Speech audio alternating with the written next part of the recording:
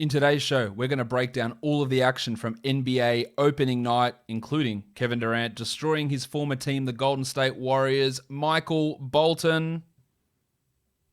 Thanks, Josh. It's Michael Bolton here, and it's time for another episode of the Locked On Fantasy Basketball Podcast.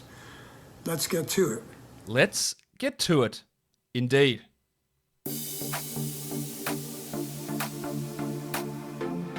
You are Locked On Fantasy Basketball, your daily fantasy basketball podcast, part of the Locked On Podcast Network.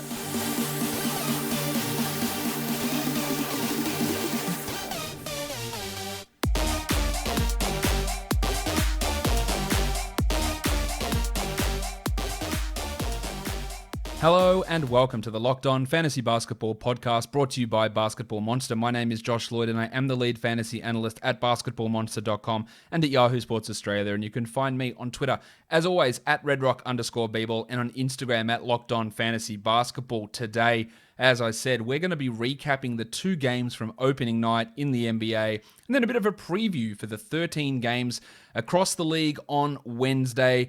Lots of stuff to talk about, give you some injury updates as well. So, should we get straight into it? Actually, before we get straight into it, I should tell you that this episode is brought to you by 1010. 1010 is an exclusive collection of 10 one-of-a-kind engagement rings designed by 10 of the most distinctive designers working today. Using only diamonds responsibly and sustainably sourced from Botswana, 10 design masters have each produced a uniquely beautiful diamond ring, launching exclusively on January the 18th at BlueNile.com. This exciting limited edition collection of diamond engagement rings launches on January the 18th, and you can preview it exclusively at BlueNile.com. All right. So let's crack in. Let's just have a look at how things started off for the NBA, and it was ugly. The Brooklyn Nets with a massive win over the Warriors, 125-99. It wasn't really close. The Nets had this one in the bag in the first 10 minutes, it felt like. Let's look at how this played out. There was no Draymond Green, and there was James Wiseman starting. Blunty gets his first NBA start for the Golden State Warriors. Where are you now? He is not moving out of this starting lineup for the rest of the season unless injuries happen. Steph Curry had 20 points. He had 10 assists. He played 30 minutes. Now, he shot 33% from the field and only 20% from three. That's rough, and that's sort of carrying over from where it was last season. I'm not panicking on it, though. But when his teammates were just absolutely stinking, he had to take a lot of poor shots. The fact that he got 10 assists when they couldn't hit anything is really miraculous, to be honest.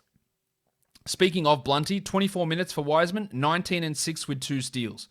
Now, he did really clean up at the end of the game in garbage time and got, I think, about 12 of those points, or maybe 10 of those points in the final quarter.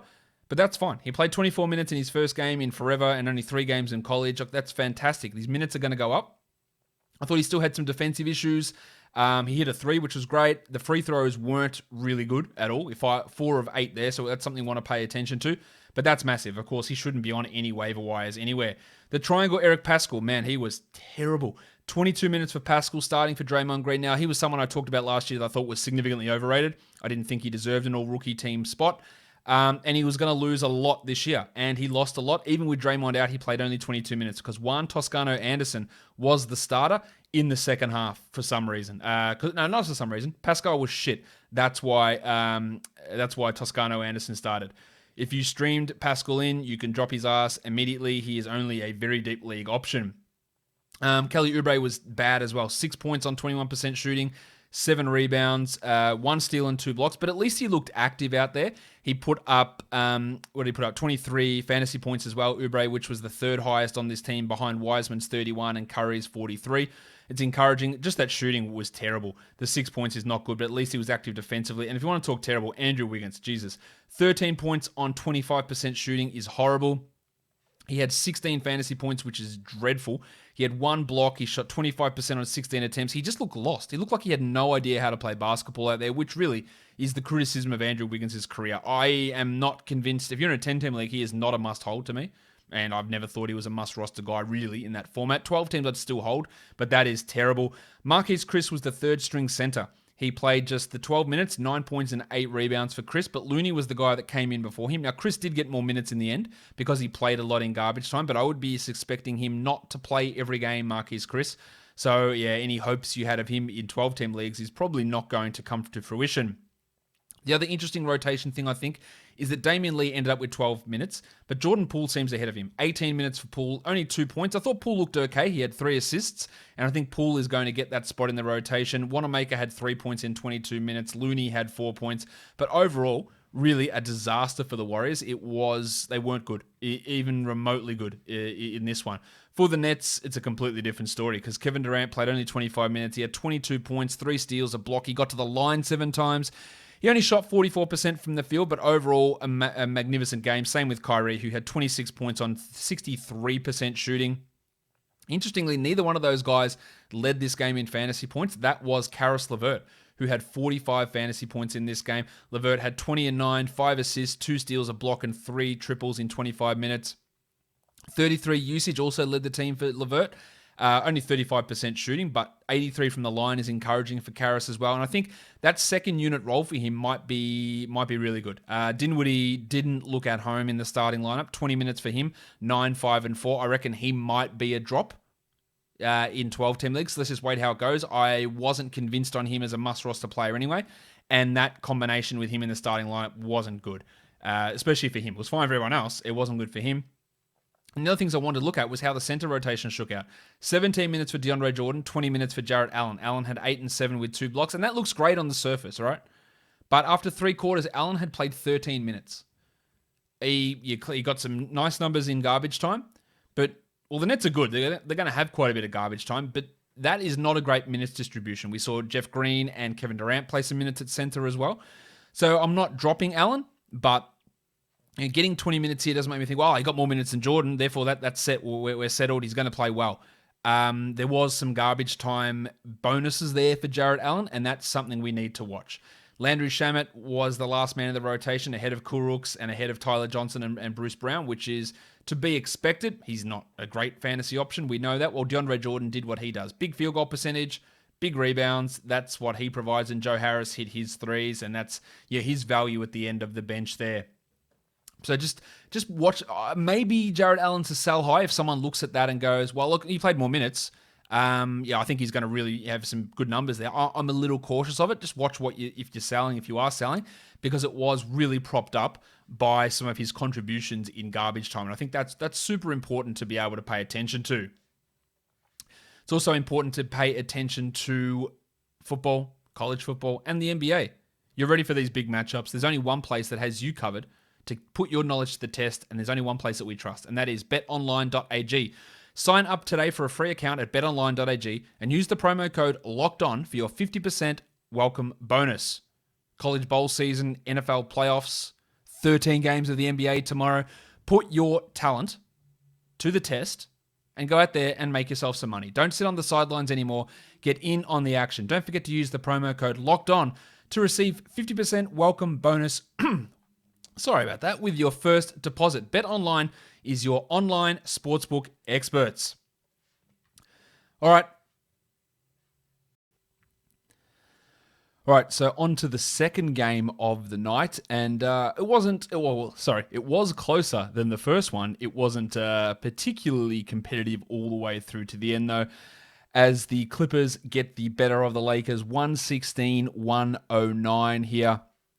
In the end, Paul George started out a little bit slow, but really got things cracking towards the end and finished up with an absolute monster of a game. George finishes off with 33 points, 6 rebounds, 5 triples, 3 assists, and 1 steal. That is a really, really strong performance from George, and one that I think that you should all be you'd be pretty pleased about, because he was a guy whose ADP I thought was pretty laughable. That's 43 fantasy points for George there. The fun guy, Kawhi Leonard. I'm a fun guy. He had 26 with 3 assists and 2 steals. Now, there was some talk earlier in the day that Serge Ibaka would be starting next to Ivica Zubac, but that's not what happened. Nick Batum got the start. He played 28 minutes. Only 3 points, but 6 rebounds, 6 assists, 2 steals. That's really useful for fantasy. The problem is he won't play 28 minutes a night most nights.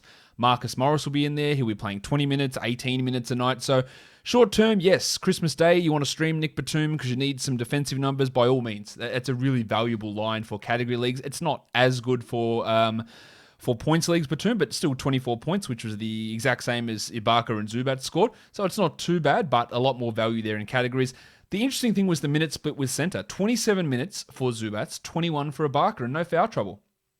Zubac off the bench, 11 and 6. Starting, Ibaka had 15 and 6. Now, is this a factor of matching up against Anthony Davis that we got more Zubac? I'd like to see that play out for another game or two, but if Zubac is getting 27 minutes a night, he's a must-roster player. So he's a guy that you can at least consider. Absolutely, he is a stream for Christmas Day. And Ibaka I'm still holding, but that is a really interesting wrinkle that I didn't expect to see. Paddy Beverly got into some foul trouble, so he only played 22 minutes. He had 10, 6, and 3. That's a very Beverly line, except there was no steals. While the Duck, Luke Kennard, 2 steals, a block with 4 points. He handled the ball a lot, but didn't really generate anything, and there's just not enough minutes there to get me excited, while Lou Williams, 11 points in 26 minutes. I think Kennard's presence is going to be detrimental to Williams' value, and I reckon in 8-team leagues is a go. You get rid of Lou Williams. In 10s, I think he is close to a drop. Actually, in 10s, I'll drop Lou Williams. In 12s, I reckon you might have better value just streaming that spot. Reggie Jackson, Jesus, he was absolute trash. They're better off giving that role to Amir Coffey or to Terrence Mann. There's no reason for Jackson to be in that rotation. He was absolutely shitful. For the Lakers, you look at that line, you go, Montrezl Harrell, the table, 32 minutes, 17 and 10, 1 block, fantastic. 86 from the line, unreal. And it is pretty good. But Marcus Gasol picked up 5 fouls in 12 minutes. Right, now, Harrell is always going to get more of the minutes. There's no doubt about that. We have no concerns. That's not the problem. He's probably not going to play 32, and Gasol's only going to play 12 most nights. So this could be a sell high moment for Harrell if someone goes, well, no, he's a top 60 player. Let's get him. Look at what happened. Look how bad Gasol was. And Gasol wasn't good. That's pretty clear. Harrell had 36 fantasy points as well in this game. That's really strong. But I think that's a little bit over where he's going to be in the end. Let's talk about Dennis Schroeder, 14, 12, and 8. Not as good of a game in category leagues where he was the 11th best player on the day, whereas in points leagues he was the 5th best because he had 39, almost 40 fantasy points. 14, 12, and 8 for Schroeder. No steals, no blocks, and really poor shooting. 33 from the field, 50% from the line. But I was encouraged with what I saw. He played 28 minutes. LeBron only played 28 minutes as well. The Lakers really did ease things out here. Some decent enough value here for Schroeder. Let's see how the shooting looks. Taylor Horton-Tucker, so much hype about this guy in preseason, and it's one of the reasons why. Yeah, I did mention, just look, how is he going to get enough rotation minutes to matter? Are the Lakers going to run 11 guys? Because they sort of did, but not really. He was the 11th man. And that was what I was saying. Is he going to play over Wes Matthews, Markieff Morris, Kyle Kuzma? I think at some point he's going to take over from Wes Matthews. But if you drafted Horton-Tucker in a 12-team league, there's just not enough room or not enough opportunity for him to be someone that you should be holding on to. So he's a pretty clear drop in that scenario. Tony Davis had 18 and 7, while Kuzma had 15 in 27 minutes. And much like with Wiseman earlier, who did clean up in garbage time, Kuzma had about 7 of those points in the last minute of that game, and he was doing pretty much nothing before that. Don't overreact to that performance. Caruso, 17 minutes. Morris, 19 minutes. The concerning one there, I guess, is Wes Matthews playing 11. And he just didn't look good. He was getting cooked continually while Horton-Tucker looked better. And I think that he should get those minutes at some point. I don't know exactly when that's going to come, but I wouldn't still be holding on to Taylor in 12-team leagues. There's a lot of steps for him to go past before he gets to be a regular part of that rotation. If you want the most delicious tasting protein bars to be part of your rotation, why don't you check out Built Bar? But you know what? I'm not even supposed to be talking about Built Bar because I'm supposed to be talking about Built Go. Man, that's how crazy it is to have the NBA back. Built Go, maybe I need Built Go to get through my afternoon war. Built Go is the energy drink that helps you get through that day, to help break through your mental or physical wall. Built Go is the replacement for your energy drink. It is 3 different flavors. The Built Go energy sachet comes in: peanut butter honey, chocolate coconut, and chocolate mint. It's like 5-hour energy without the same crash feeling, and it's natural, so it's better for your body. Easy to take, 1.5 ounce packages. Just put it in your golf bag. Played golf on the weekend, actually. Didn't do that well, but played golf. Put it in your golf bag, put it in your briefcase, put it in your desk drawer, wherever it is. Built Go is the energy sachet that you need. Collagen combined with energy gel and beta-alanine, B3, B6, B12, honey, and caffeine. The collagen promotes joint and soft tissue health as well as hair and skin health. The stuff will literally make you look better. So go to builtgo.com, use the promo code LOCKED, and you will save 20% off your next order. The promo code is LOCKED for 20% off at builtgo.com. Let's go. And let's go out of the first day of the games. That's it. 2 games are done across the NBA. So we're going to talk about previews for Wednesday because there is a lot for us to get into.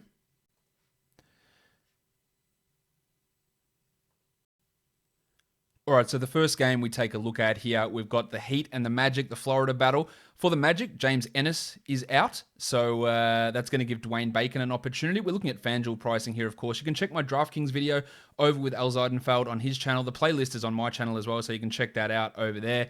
I'm not going to go through all the DFS stuff as much, every player all the time. I'm just going to give you some value plays from every game here because it's your first look at things for FanDuel, and then we have the pregame show that you can narrow in a little bit on things. In this one, I really like Markelle Fultz at 5,700. I like Tyler Hero quite a bit as well at 5,000. Everyone has a hero. True. 0 people shouldn't have a hero. Yeah. They're probably my best 2 FanDuel options in this one. I think you're looking at minimum salary Dwayne Bacon as a starter. That's an interesting GPP look. Aaron Gordon at 6,600. I also think comes in pretty well. Bam at 8,500. I'm on the fence about. I don't dislike it, but I think it's not the best one out there. The Heat are favored by 3.5 points. By 3.5 points in this one, so that is it's a decent enough spread. I think it probably should be higher, to be honest. Thanks to actually 4.5 it is at the moment, thanks to betonline.ag. 4.5 point favorites the Heat are. It probably should be higher than that if we're going to be totally honest. Looking at the next game, we've got the Hornets, and we're looking at them taking on the Cavs. Now the Cavs are without a ton of players. No Kevin Love. No Dante Exum, no Kevin Porter, no Matthew Dellavedova. So literally nobody who can pass. They're going to have Garland and Sexton starting, and there are no other guys who can even pass as point guards. Damian Dotson's going to be coming off the bench. Is he going to be a guard option? I think we're going to see more Isaac Okoro at shooting guard. You might see more Isaac Okoro at power forward, but it's going to mean more minutes for Okoro. It's going to mean more minutes for Chetty Osman. It's going to mean more minutes for Dylan Windler. It's going to be more minutes, especially for Larry Nance as well. So I love Okoro at 4,000. I love Andre Drummond at 84. I love Larry Nance at 51. I love Darius Garland at 44. There is so much value with those guys. On the Charlotte side of things, Gordon Hayward, he's going to play. He's not on the injury report with that fractured finger. That's not the huge surprise, but him at 6,500, he should destroy this Cavs defense. I also like Colin Sexton at 6,000. So there's value right across this entire game. Now, the Hornets are 2.5 point favorites here, according to betonline.ag.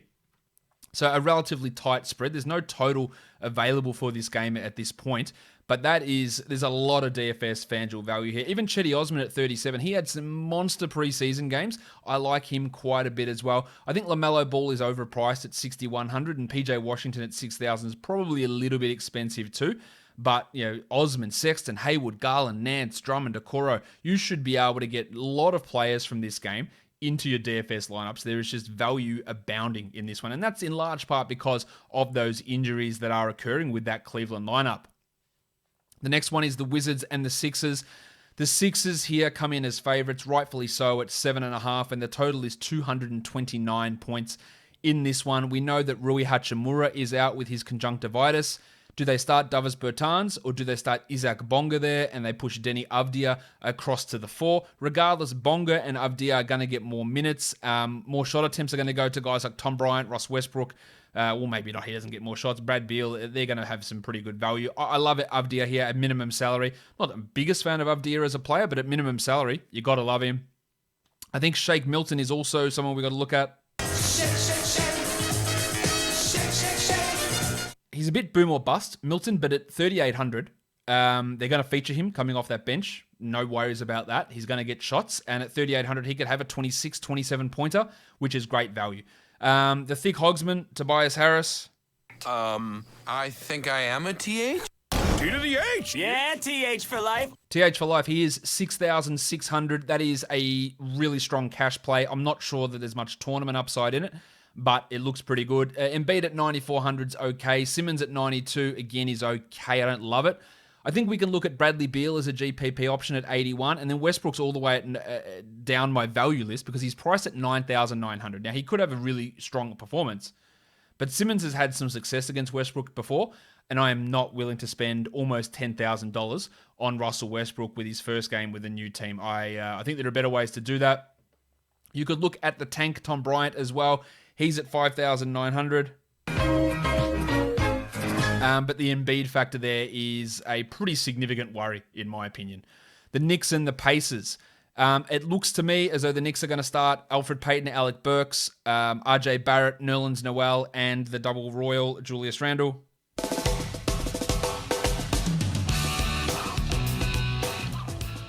While TJ Warren is listed as questionable for the Pacers, Miles Turner's off the injury report as well. Alec Burks at 4,200 is value. Nerlens Noel at 3,900 is insane. RJ Barrett at 5,700 is great value. And I like Alfred Payton at 57 as well. But Payton starting is going to put a real pin in the Emmanuel Quickley situation. Now, Quickley's a minimum salary player. He literally may not get in the rotation at all if they run with Smith and Ntilikina ahead of him. But he is a GPP differentiator. In case he just blows up again, I am reserving judgment on that. I think Sabonis is going to have absolutely no problems torching this Knicks team. He's at 7,800. Brogdon at 66 is it's not great. Same with Turner at 63, Warren at 64, and Oladipo at 64. They're just priced at an area that's just not comfortable for me. The Burks, Noel, Barrett, Sabonis, they're the real value plays. Mitchie Robinson at 55. If he gets those 30 minutes, he smashes it, but you're only looking at that for tournaments because he's going to come off the bench. And we don't know exactly how Tom Thibodeau is going to run that rotation between those guys. With Warren healthy, Aaron Holiday and Justin Holiday, they do lose some of the appeal that they may have had Warren not been out there playing. For that one, I don't know if I've got, yes I do, the Pacers are 8-point favorites. So, real blowout potential because the Knicks are obviously trash and that could be a risk, especially for guys like Sabonis and like TJ Warren who are dealing with those foot problems. The Milwaukee Bucks are 3.5-point favorites over the Boston Celtics, according to betonline.ag. If we look at where the DFS value lies here, Vanilla Tice at 4,200. Now, Tristan Thompson, amazingly, is healthy and ready to play, but his minutes are going to be low. Tice at 4,200 is super low. He averaged 31 points a game against the Bucks in 27 minutes 3 times his last 3 games. It's a great matchup for him. I love him at 42. DiVincenzo at 45. With DJ Augustin out, it's going to be DiVincenzo and it's going to be Drew Holiday handling the ball. Yeah, Giannis is going to do it too, but the other point guards are Sam Merrill and Jalen Adams. So DiVincenzo's in a good spot here. And if you want to go minimum salary, Javonte Green. Now, he's not great, but he's going to start for the Celtics, and there is some upside value there, only for tournaments, of course. Giannis Antetokounmpo. Giannis Antetokounmpo. He's at 11.5. That is relatively high, but it's not outrageous. I like it. Solid enough for cash, especially, and with some of these cheap guys that you can get in around him. Jason Tatum's at 9,800. Yeah, I'm not really falling for that one. Jaylen Brown is there as well. JB, you've done it again. He's at 75. Against this Bucks defense, I'm not getting too excited about them. And Drew Holiday at 7,000 would just be a tournament type of guy. First game with the new team. The Celtics are a good squad as well. I'm not ready to fully invest in that. The Pelicans and the Raptors. The Raptors are favorites in this one. They are 4-point favorites in this game. Norman Powell is questionable with health and safety protocols. If he is out, maybe Malachi Flynn steps in. Maybe Terrence Davis gets some of those minutes as well. Maybe Matt Thomas is the guy. But there is an opening there for some minutes on the wing if he is out. I love Zion at 7,700 here. I think Aaron Baines at 42 has some decent enough potential. OG Anunoby also looks all right. But what about scarves? OG. Balenciaga Stop ones. OG. You better stop OG. 5,200 for OG. I'm not super into it. I think he's more of a tournament play. And then you got Van Vliet at 71, who would get a boost for me if Norman Powell is out, and I would like him a lot more. Now, there's not as much value in this one as there was in some of the earlier games. Brandon Ingram at 7,300. One good preseason game, one not so good preseason game. The fit with Zion, I'm still not convinced on it. Maybe he's a GPP option at this point. Well, Siakam at 8,000 and Lowry at 83. They feel pretty strong stayaways to me. I just don't love those price tags for those guys. The Thunder and the Rockets. We've got the Rockets as 7-point favorites here in this one. There is no Teo Maledon. There is no Ty Jerome for the Thunder. Not that they're big options, but it means that the other point guards, Gilgeous-Alexander and George Hill, who are the only other point guards, are going to have to play more. So Darius Bazley at 48, love that value. Boogie Cousins at 45, great GPP play. Lou Dort is at 39. The Crucifix, Christian Wood at 64. That is fantastic. Love that value. Pokusevski, minimum salary. Love that as well as a tournament flyer type. Al Horford at 61 looks strong. James Harden's at 10-8. I think we can find better high-priced guys like Yanni, for example. Harden, I'm just a little bit worried about the minutes here, and we just don't know what his commitment's going to look like on the court. Gilgeous-Alexander at 81. I have an element of doubt with it, an element of risk with it, but given the absences of other players, he's got to be in play. George Hill, I'd like a lot more if he didn't come in at 5,200. It might be just a little bit too high, but I think he's going to start. I think he's going to have some opportunities. And if you also want to look at a guy to take a crack at as a minimum salary player, MC Hamidou Diallo, who is going to have to get some minutes coming off the bench here. The Chicago Bulls and the Atlanta Hawks is our next game. The Hawks are 2-point favorites, and they have injuries all over the place. But most important, Rajon Rondo's out, Chris Dunn's out, Onyeka Okongwu's out. Most importantly, Clint Capella's doubtful. So are they going to start John Collins at center and the Italian cock Danilo Gallinari at power forward? Hands off my cock! Or are they going to put Reddish at the 3 and Hunter at the 4? This makes their rotation a little bit easier to figure out. Let's start with the minimum salary guy. They're Patrick Williams. Gonna start for the Bulls. Minimum salary, love it. Get him 25 points and he's smashed value already. Love it. Reddish at 39, looks great. Wendell Carter, Big Wendell at 55. I think that looks pretty good to me as well. Kobe White at 62 is absolutely delicious, as is Zach LaVine at 79, although that's not as good to me as what White is at 62. Markkanen at 6,000 is a stay away. John Collins at 77 is an interesting one. He's going to get more value playing at center, so I can see using him here. And Hunter at 38, got some GPP value for sure. Some good preseason games, one not so good, but some good ones in there as well. So he does come as an option there. 5,700 for the Italian cock. I don't know about that one. I like it for tournaments, but I'm not convinced about him in a cash game setting. Next up, we've got the San Antonio Spurs. They're taking on the Memphis Grizzlies. Keldon Johnson amazingly is back. We thought he'd be out for a week or so at least, and he is back. So that's going to put a dent in guys like Devin Vassell. We know there's no Justice Winslow. We know there's no Jaren Jackson Jr. We know there's no Derek White. I love Kyle Anderson. 3,800. Love it. That is a great floor play, a great cash play, tournament upside play. Valanciunas at 6,700 also is fantastic. And Ja Morant at 78 looks really good. And I like DeJounte at 62. But Anderson, Valanciunas, and Morant, some of the best plays on the board. Devin Vassell's a minimum salary player. I like that. I like Dylan Brooks as a tournament guy as well. And if we have a look down at Keldon Johnson, he's at 3,900. I don't know how much they're going to play him, but not a bad guy that could be completely off the radar just to throw into a tournament. I don't mind that. Same with Grayson Allen, who's probably going to start for the Grizzlies, and he is at 3,600. That could be pretty interesting. Next up, we go to the Pistons and the Timberwolves. This is a rough one. The Wolves, they're favored in this game by 4.5 points. The value play to me is probably Karl Anthony Towns, to be honest. 9,400. We know how good he is. We know how bad the Pistons might be. Towns has got his COVID issues in terms of his family and his concentration, all that sort of stuff. That's fair. But I love him at 94. I love Mason Plumlee at 55 as well. I think he can at least get value there for cash. Delon's at 42. It's all right. D'Angelo's at 75. It's all right. Nothing really standing out to me. If I want to look at an upside, look, even Killian Hayes at 53 is too high.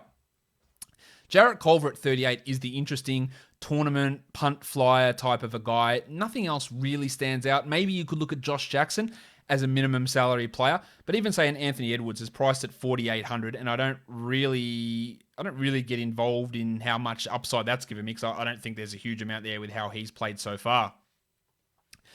Next game we take a look at. Who is it? It is the Kings, and it is the Nuggets. The Nuggets are 8.5 point favorites, one of the biggest spreads on the docket. In fact, it is the biggest of the lot. According to betonline.ag, a total of 225.5 points. Jabari Parker is out for the Kings. JaMychal Green is out for the Nuggets.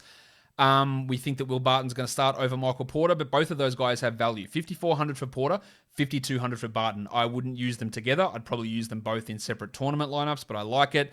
Not as much value in this one as some of the other ones. Millsap at 49 could be interesting with Green out. Healed at 52, I think is absolutely worth a go. The Headmasters at 7,800. Not bad for cash. I'm not sure about his upside there. And then Big Chungus at 9,700. And someone said it's criminal that I don't dance when the Big Chungus song is on. Should I dance? I don't know. I'm a terrible dancer. As if you couldn't guess, the 40-year-old white man can't dance. What a shock that is. De'Aaron Fox, 8,500 is probably a little bit overpriced in my mind. 2 games to go. The Utah Jazz and the Portland Trailblazers is the one we're looking at here. The Jazz, they are...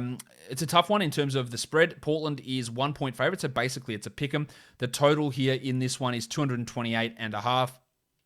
The Blazers, Anthony Simons is questionable, as is Jinglin Joe Ingles for the Jazz, and Derek Favors has been listed as probable for the Jazz. Value plays, probably minimum salary Derek Jones, to be honest. He should be able to get 20 points easily. I like that one. Bojan Bogdanovic at 46 looks great. Nurkic at 75 has had some worries in the past with Gobert, but his last 3 games, 40 points, not in only 28 minutes. I worry a little bit about how Stotts is going to use his minutes, but there is value there. In terms of Gobert, I think he's worth looking at. Oops, pushed the wrong button. Rudy Gobert. Rudy Gobert.